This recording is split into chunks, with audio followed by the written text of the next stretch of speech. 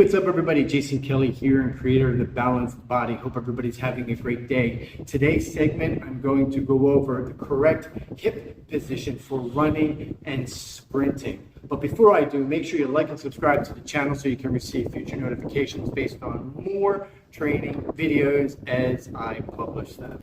All right, so I'm going to go over the correct hip position that you need to be in, and I'm going to show you the two incorrect hip positions. But for the first position, the correct position is the neutral position. And the neutral position is really important because it's going to create the greatest amount of stability. And when you have the greatest amount of stability, you can create the greatest amount of force safely, and it will help to prevent any type of injury. So for example, when you have an anterior hip tilt, the anterior hip tilt places more emphasis on the hip flexors and the lower back. So you don't really have stability and your core is not stabilized. Whereas the neutral hip position, your glutes are strong. And when your glutes are strong, it sends a reciprocation signal for the abdominals. You can try this yourself.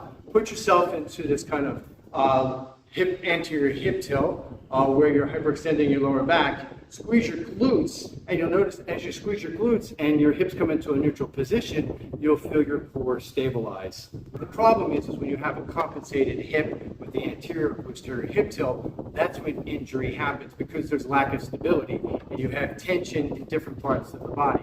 Like with the anterior hip tilt, it would be the quadriceps and lower back. And so therefore you have weak glutes. And so that makes you more prone to injury in your spine as well as with your knees and ankles. And the same thing goes with the posterior hip tilt. With the posterior hip tilt, you're going to run into these kind of same situations where your knees aren't stabilizing, your ankles aren't stabilizing, and so the lack of stability is going to create problems in injuries in these types of areas. And that's why you need to have the neutral hip position when you're running and sprinting.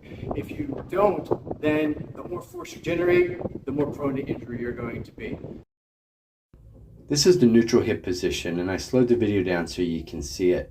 You can see there's a nice fluid movement of the leg with the knee drive, the knee lift, and the swing back of the leg.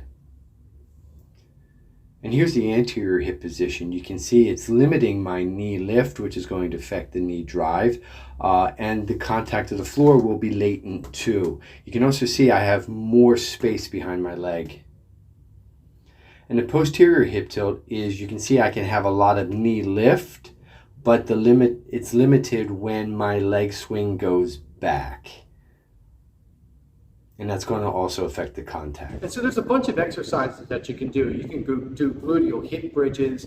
You can stand in position and work on your glutes and keep your glutes strong. A lot of times your glutes, your hips, lose stability and getting to a poor position because maybe you're sitting too long throughout the day or you're inactive.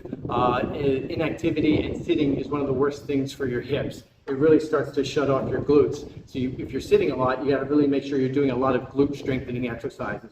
You can do squats too, but if you really want to be specific, doing lunges, and when you're lunges, squeeze your glute and lunge. Don't just stretch your hip flexor. Squeeze your glute and lunge, and that'll help push your hips back into a neutral position.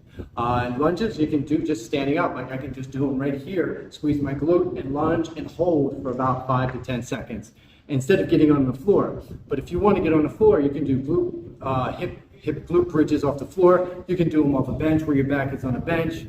Using some weights. So there's a number of things that you can do. But for the most part, I like to do lunges, and I'll do glute hip bridges and single glute hip bridges, and I'll use resistance bands to add resistance. But it's up to you. But those are some simple, easy, and effective ways without being in the gym just to correct your hip position. Hey, thanks for watching. I hope you enjoyed this video, and I hope it helps you to understand how important the hip position is, how important stability is, and a little bit about your posture. So make sure you like and subscribe to the channel so you don't miss any more great videos about strength, fitness, and health. Take care, and try to check out this video right here.